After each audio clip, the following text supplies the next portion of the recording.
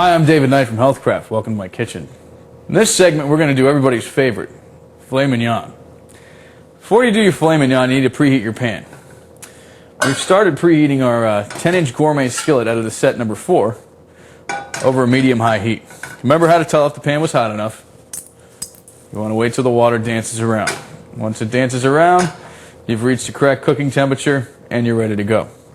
Okay, well, I've got our fillets here. We're just going to place 1 and 2. I just season these with a little bit of salt and pepper.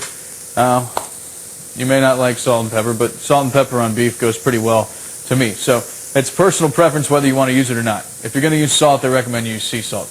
Okay, the steaks, they're stuck on the pan. That's going to tell you that they're not ready to be turned over. Now, in my opinion, beef shouldn't be cooked any more than medium rare. Maybe medium at the most. You're going to spend a lot of money on a cut of steak. You don't want to overcook it, and you don't want it to be dried out because, in my opinion, that's a waste of money, and you don't get to enjoy the full flavor of the beef. So you're going to start with a hot pan. We're going to cover it. We're going to open the vent. This is going to cook the steak quicker, and you're still going to get a nice sear on it. Without that vent, if you're cooking meats, you'd have to fry the meat like that. And that's fine, too, if you want to do that, but that's why we give you the vent on top. And you'll still get a nice caramelization on the meat if you leave the vent open. You have to leave the vent open. If you close the vent, there's going to be steam, and you're not going to get a nice caramelization on your steak, and it's going to dry out and become tough if you do it that way. So want to make sure that the steam can release. We're going to give that about 1.5 minutes, 2 minutes on each side. Depending on the thickness of the steak, that depends on how long you're going to cook it. Now, if you like medium rare, what you want to do is take your hand like this. Leave it loose. Just poke right there. The meaty part of your hand right there, that's going to tell you medium rare. If you take your thumb, close it like that, that's medium. You go like that, that's well done, and you don't want that. So, medium rare, medium, just poke the steak, that'll tell you what to do. About 2 minutes have passed. Yeah, your steak releases just like that. Get a nice, beautiful golden brown crust right on there. Now, at this point, what I would do is I would leave the lid off the pan because you want to get a nice crust on the other side. The pan is kind of cooled down since you put the meat in. So leave the lid off. Maybe bump the heat up just a tiny bit so you get a nice sear on the other side.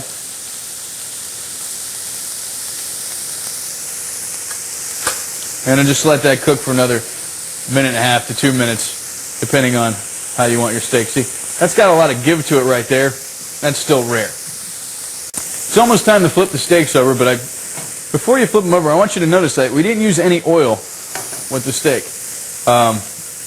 Like I said, chicken steaks and chops always start with a hot pan. You don't need to use any oil. If you'd like to use oil, that's totally up to you, but you don't have to when you're using Healthcraft waterless and greaseless cookware.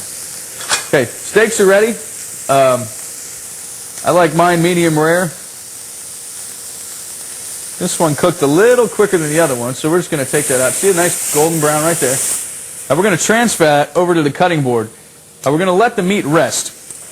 You want to let it rest because you want the juices to distribute evenly throughout the meat so they don't dry out. So you're going to give that rest, give it a good at least 8 minutes rest before you serve it.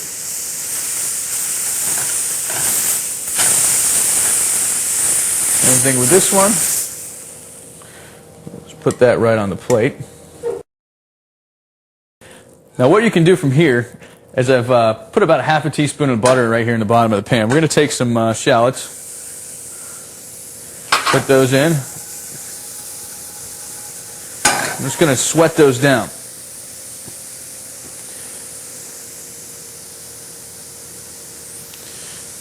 And this actually works out perfectly. See, once you take your meat out of the pan, you can make this sauce, and by the time the sauce is ready, you're ready to cut the meat and you're ready to eat. So resting is important. Okay, we sweated the shallots down. To that, we're going to add a little bit of cognac.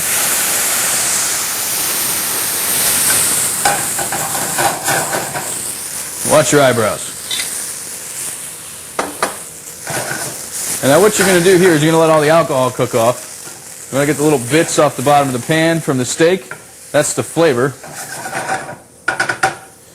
Okay, then you add this, just a little bit of cream.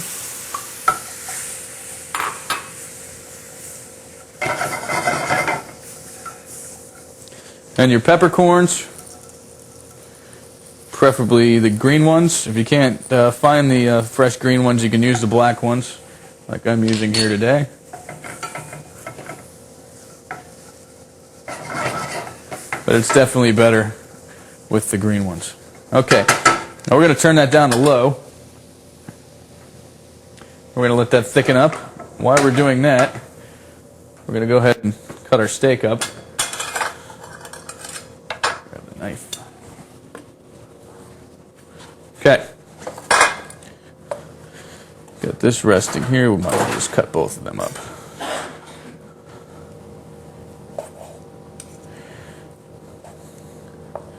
See, what the rest is done, let me show you with one. So that's what it's done right there.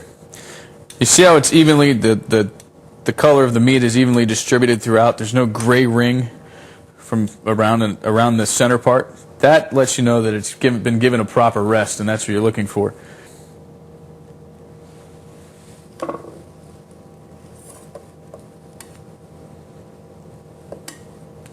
Just like that.